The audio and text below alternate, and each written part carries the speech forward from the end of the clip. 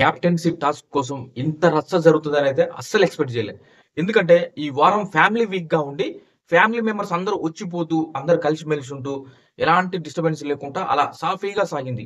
కానీ క్యాప్టెన్సీ టాస్క్‌కు సంబంధించి వచ్చేసరికల్లా అంటే క్యాప్టెన్సీ కంటెండర్‌లుగా 2 టీమ్‌లుగా విడిపోవాలి. ఉన్నది 9 మంది. మరి ఈ 9 మందిలో 4+4 2 టీములుగా విడిపోవాలి. ఒక్క మెంబర్ మిగులుతారు. ఆ మెంబరు ఈసారి ఈ క్యాప్టెన్సీ కంటెండర్ నుంచి తప్పుకోవాల్సి ఉంటదన్నమాట. దానికోసం మీలో మీరే డిస్కస్ చేసుకొని ఆ ఒక్కరు తీసేయండి అనైతే బిగ్ బాస్ చెప్పారు. ఇక మొదలైందయ్యా రచ్చ. మామూలు రచ్చ కాదు. ఈ రచ్చ ఏం జరిగింది? దీంట్లో మెయిన్‌గా తనుజకి అండ్ దివ్యకి బీభత్సమైన ఆర్గ్యుమెంట్స్ జరిగినాయి. అదే విధంగా తనుజకి అండ్ ఇమాన్యుయల్ కూడా బీభత్సమైన ఆర్గ్యుమెంట్స్. తనుజకి, ఇమాన్యుయల్‌కి ఈ టాస్క్ కంటే కొంచెం ముందు ఈ టాస్క్ కంటే ముందు అది పాట పాడతారు. పాట పాడుతూ కొంచెం ఇమాన్యుయల్ స్టార్ట్ చేయడం. దాని తర్వాతకి బిగ్ బాస్ అనౌన్స్‌మెంట్ రావడం. అంటే ఎవరైనా ఎవరు కెప్టెన్‌గా ఉన్నా సరే ఇలాంటి సంఘటనలు జరిగినప్పుడు ఖచ్చితంగా పనిష్మెంట్ తీసుకోవాల్సిందే. ఇక్కడ ఇమాన్యుయల్ కొంత ఆర్గ్యూ చేస్తాడు. అది కూడా అదంతా కంటిన్యూ చేసుకుంటూ ఇక్కడికొచ్చేసరికల్లా ఈ కెప్టెన్సీ కంటెండర్‌ని సెలెక్ట్ చేసే విషయంలో కూడా ఈ ఆర్గ్యూ అనేది ఇంకొంచెం పొడిగిస్తూ ముందుకు వెళ్ళింది. ఫైనల్‌గా తనుజ తోటి దివ్య అండ్ ఇమాన్యుయల్ చాలా అంటే చాలా గొడవలు జరిగినాయి. బీభత్సమైన రచ్చ జరిగింది. అది ఏం జరిగింది? ఎలా జరిగింది? ఎలా ముందుకు వెళ్లారనేది చూద్దాం. వెళ్ళే ముందు మామ లైక్ చేయండి మామ. ప్లీజ్ మామ లైక్ చేయి మామ. అక్క, అన్న లైక్ చేయి. లైక్ లైక్ కొట్టన్నా. అస్సలు లైక్స్ రావట్లేదన్నా. ప్లీజ్ లైక్ కొట్టాలి. లైక్ కొట్టండి. కొట్టు మామ. కొట్టు కొట్టు. ఇక ఏం జరిగింది? అంటే ఫస్ట్ కంటిన్యూగా వచ్చేద్దాం.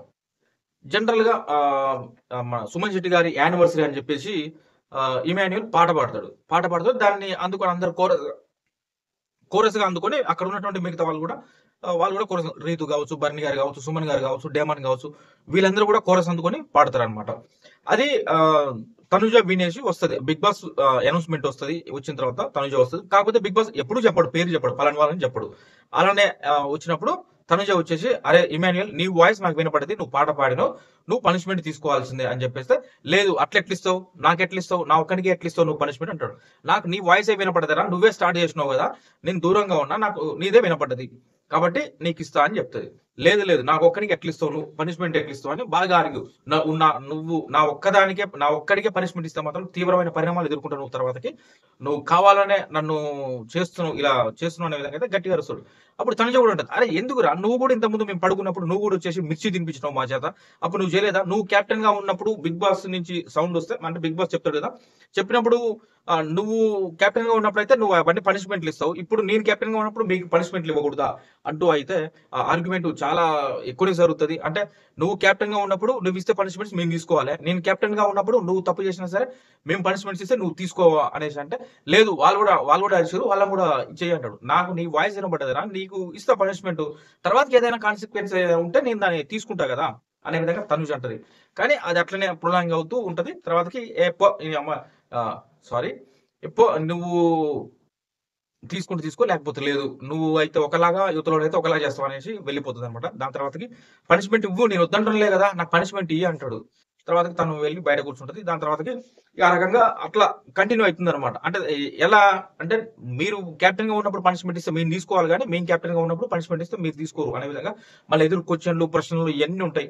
మీరు కెప్టెన్‌గా ఉన్నప్పుడు మాత్రం ఏమి ఎయొద్దు మళ్ళీ క్వెషన్‌లు ఇయన్నీ. పనిష్మెంట్ తీసుకోవాల్సిందే ఖచ్చితంగా అనే విధంగా అయితే వాళ్ళిద్దరి మధ్య చర్చ జరుగుతది. ఇది అయిపోయిన తర్వాత నెక్స్ట్ మూవ్‌మెంట్‌లోనే ఏం జరుగుతది? కెప్టెన్సీ కంటెండర్‌లుగా 2 టీమ్‌లుగా బ్లూ టీమ్, రెడ్ టీమ్ 4 మెంబర్స్‌గా విడిపోవాలి. మిగిలినటువంటి ఆ ఒక్క మెంబర్‌ని మీలో మీరే డిసైడ్ చేసుకొని తీసేయండి అనైతే బిగ్ బాస్ అనౌన్స్‌మెంట్ వస్తది.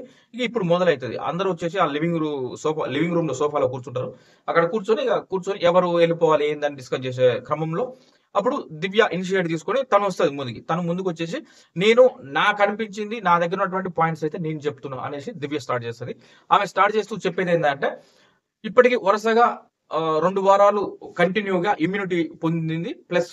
ఈసారి కెప్టెన్ అయితే మళ్ళీ మూడో వారం కూడా ఇమ్యూనిటీ పొందుతది. ఇప్పుడున్న పరిస్థితుల్లో కెప్టెన్‌గా పనులు చేయించే దానికంటే ఇమ్యూనిటీ అనేది ఇంపార్టెంట్ గా మారింది కాబట్టి నేను ఆల్రెడీ ఇప్పటికి 2 వారాల నుంచి తనుజ ఇమ్యూనిటీ పొందుతుంది కాబట్టి నేను తనుజ పేరు ప్రపోజల్ చేస్తున్నా. మళ్ళీ థర్డ్ వీక్ కూడా ఆమెకి ఇమ్యూనిటీ అవసరం లేదనే విషయంలో అంటూ దివి చెప్తుంది.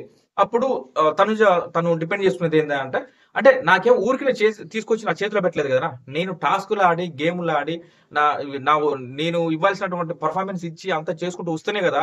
నాకు అది ఇమ్యూనిటీ వచ్చింది లాస్ట్ వీక్. అంటే లాస్ట్ వీక్ ఇమ్యూనిటీ ఎలా వరుసగా 2 వారాలు ఎలా వచ్చిందంటే, లాస్ట్ వీక్ ఇమ్యూనిటీ అని ఎలా లేవనెత్తుతున్నారు వీళ్ళంటే, లాస్ట్ వీక్ రాణి అయ్యి, దాని తర్వాతకి టాస్క్ ఆడి ఫైనల్‌గా ఆడి గెలుచుకున్న తర్వాత వాళ్ళే కెప్టెన్ అయితారు. ప్లస్ ఆ వారం గనక నామినేషన్‌లో ఉంటే వాళ్ళకి ఇమ్యూనిటీ లభిస్తుంది. ఆ ఇమ్యూనిటీ ద్వారా సేవ్ అయితారు లాస్ట్ వీక్. ఆయన అంటే మనం గట్టిగా మాట్లాడితే ఆ ఇమ్యూనిటీతో సంబంధం లేదులే గానీ, టాస్కులు ఆడితేనే కొంచెం మనం బయటికి ఆడియన్స్‌లో మనం లైవ్‌గా ఉంటాం అనే విధంగా ఎవరైనా అదే అందరూ పోరాటం చేసేది దానికోసమే. దానికోసం ఆడుతుంది. వీళ్ళందరూ చెప్పేదంటే నీకు ఆల్రెడీ ఆ రకంగా నీకొచ్చిందంటే నా ఊరికి నేను ఇవ్వలేదు గదా! నేను టాస్క్‌లు ఆడుకుంటూ వచ్చిన. నాతో పాటు రీతు ఆడింది, నిఖిల్ ఆడిండు. మరి వాళ్ళు టాస్క్‌లు సరిగ్గా ఆడలేదు కాబట్టి ఎళ్ళిపోయారు. వాళ్ళకి ఇమ్యూనిటీ రాలేదు. నేను ఆడితేనే ఇచ్చారు. ఉత్తనే తీసుకొచ్చి ఇమ్యూనిటీ నాకు ఇవ్వలేదుగా. దాన్ని మీరు చూపిస్తూ అందులో దివ్య నువ్వు ప్రతిసారి నా జోలికొచ్చేసి ప్రతిసారి నా దాంట్లో నువ్వు దూరుతున్నావు అన్నట్టుగా అయితే తను మాట్లాడడం. ఆ రకంగా వాళ్ళిద్దరి మధ్య కొంత ఆర్గ్యుమెంట్ పెరిగిపోతుంది. దాని తర్వాతకి బిహేవియర్ అంటూ ఇట్లా రకరకాలుగా వర్డ్స్ ఇగ మీకు ఒక్కసారి అది ఇగ ఇద్దరి మధ్య ఆర్గ్యుమెంట్ జరిగేటప్పుడు ప్రొలాంగ్ అవుతూనే ఉంది. ఒక్కొక్కటి ఇద్దరు ప్రొవోక్ చేసుకున్నట్టుగా అది ముందుకు వెళ్ళిపోతుంది. ఫైనల్‌గా అట్లా జరుగుతుందనమాట. తనుజ ఏమంటారంటే సింపతి గురించి నువ్వే మాట్లాడు. ఇక సింపతీలు ఇవన్నీ వస్తాయి. సింపతి, ఆర్గ్యుమెంట్స్, బిహేవియర్ ఇయన్నీ ఒకదానికంగా ఒకటొస్తున్నాయన్నమాట. ఫైనల్‌గా వాళ్ళు చెప్పేదంటే 2 వీక్స్ నువ్వు ఇమ్యూనిటీ లభించింది. థర్డ్ వీక్‌లో కూడా నీకు రావడానికి నేను ఒప్పుకోను. కాబట్టి నేను నీ పేరు ప్రపోజల్ చేస్తున్నానని చెప్పేసి దివ్య తనుజ పేరు చెప్పేసి తను వెళ్లి కూర్చుంటుంది. దాని తర్వాతకి దాని తర్వాతకి సంజన గారొస్తారు. సంజన గారు గూడా వచ్చేసి నీకు నాకు ఎలాంటి పర్సనల్స్ ఏమి లేవు తనుజ. తనుజ సారీ నీకు 2 వీక్స్ వరుసగా వచ్చింది కాబట్టి ఇమ్యూనిటీ. ఇప్పుడు ఇమ్యూనిటీ చాలా మందికి అవసరం ఉంది. నువ్వు నామినేషన్స్‌లోకి పోయినా గూడా నువ్వు సేవ్ అయితావు. నీకు అదంత వరీ అవ్వాల్సిన అవసరం లేదంటూ సంజన గారు చెప్పారు. చెప్పారు గానీ అది ఇమ్యూనిటీకి వీళ్ళేమో ఇమ్యూనిటీ కోసం పోరాడుతుర్రు. అక్కడ తనుజనేమో నేను టాస్క్‌లు ఆడాలే. నా పెర్ఫార్మన్స్ ఏదో నేను చూపించుకోవాలే.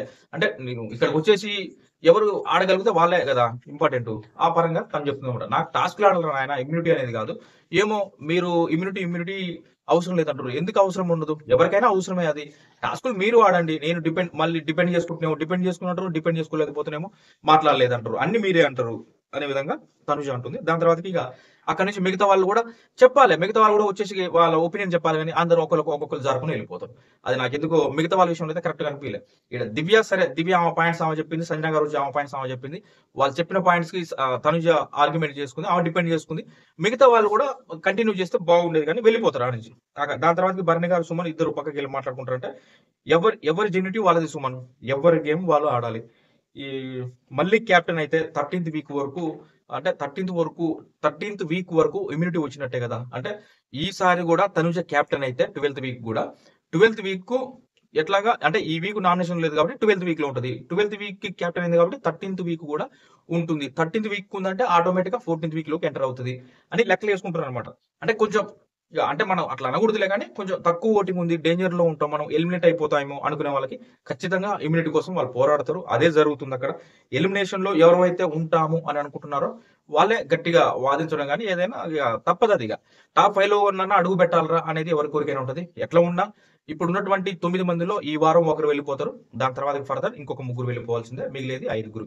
ఆ టాప్ 5లో చోటు సంపాదించుకోవాలంటే ఈ ఇమ్యూనిటీ అనేది కొంత హెల్ప్ అవుతదని అనుకుంటున్నారు. ఇటు ఇమాన్యుల్ చేసే ఆర్గ్యుమెంట్ చూస్తే ఇమాన్యుల్ అసలు విన్నర్ అవ్వాలనే కోరిక అసలు లేవా ఏంది? అంటే ఇప్పటికే అర్థమై ఉండాలి. మేబీ నాకు తెలిసి వాళ్ళ మదరు చెప్పారో లేదో, "అరేయ్! నువ్వు 10 వారాల నుంచి నామినేషన్స్‌లోకి రాలేదు. అదే చాలా ప్రాబ్లమ్ అయిందిరా బాబు. చాలా కొట్టుమిట్టాడుతున్నావు ఓటింగ్‌లో. చాలా తక్కువ పడుతుంది." అని చెప్పుంటే బాగుండేదేమో. ఇవాళ కూడా ఆర్గ్యుమెంట్ చేస్తుండు. నామినేషన్స్‌లోకి రావడానికి ఇమాన్యుల్ భయపడుతుండేమో మళ్ళీ గూడా అనిపించింది. కానీ నామినేషన్స్‌లోకొస్తేనే మంచిదైతది. ఇగ అది వాళ్ళిష్టం. నాకు తెలిసి తనుజ నామినేషన్స్‌లోకొస్తే తనుజని ఇగ ఢీ కొట్టే వాళ్ళు ఎవరుండరు. వాళ్ళకి వాళ్ళే చేసుకోరు. తెలివిగా వాళ్ళు ఇంత ఫ్యామిలీ మెంబర్స్ వచ్చిపోయారంటే, ఫ్యామిలీ మెంబర్స్ ఫస్ట్ వెళ్లి చెప్పాల్సింది అదే టాప్‌లో ఉన్న వాళ్ళకి. మీరెట్టి పరిస్థితిలా తనుజని రాకుండా చూడండి అని చెప్పుకోవాల్సింది. కానీ మరి వాళ్ళు చెప్పుకున్నారో లేదో. ఫైనల్‌గా ఏదేమైనా ఇదైతే తనుజకి గోల్డెన్ ఛాన్స్ అన్నట్టే. ఆమె నామినేషన్స్‌లోకొస్తూ ఉంటేనే ఆమె ఓటింగ్ అనేది చెక్కు చెదరదు. ఆమెకి చాలా ప్లస్ అయితది. వీళ్ళు ఇండైరెక్ట్‌గా తనుజకే ప్లస్ చేస్తున్నారు నాకు తెలిసినంత వరకైతే. ఇది ఫ్రెండ్స్ ఇప్పుడు లైవ్‌లో జరిగినటువంటి ఈ ఆర్గ్యుమెంట్స్. ఇప్పుడు ఇక బ్లూ టీమ్, రెడ్ టీమ్ గా అయితే విడగొట్టడం జరిగింది. అది తనుజ గారే అనౌన్స్ చేస్తారు. అది బ్లూ టీమ్ లో ఉన్నది రీతు, డేమాన్, కళ్యాణ్ అండ్ సుమన్ శెట్టి గారు, వీళ్ళు బ్లూ టీము. రెడ్ టీమ్ లో ఉండేది భరణి గారు, దివ్య, ఇమాన్యుయల్, సంజన, వీళ్ళు ఉంటారు. ఇక ఆ టాస్క్ కోసం అయితే ఇక లైవ్ లో ఇంకా టాస్క్ స్టార్ట్ కాలేదు, అది రన్నింగ్ లో ఉంది. వాటి డిస్కషన్స్ నడుస్తుంది. ఆ రూల్స్ అండ్ రెగ్యులేషన్స్ వాటిని డిస్కస్ చేసుకుంటారు వాళ్ళు. ఆ టాస్క్ అయిపోయిన తర్వాత ఎలా ఆడారు ఏంటిది అనేది దాని గురించి మరో వీడియోతో మీ ముందుకు వస్తా. నా వీడియో కనుక మీకు నచ్చితే లైక్ చేయడం మర్చిపోదు మామ. లైక్ చేయండి మామ.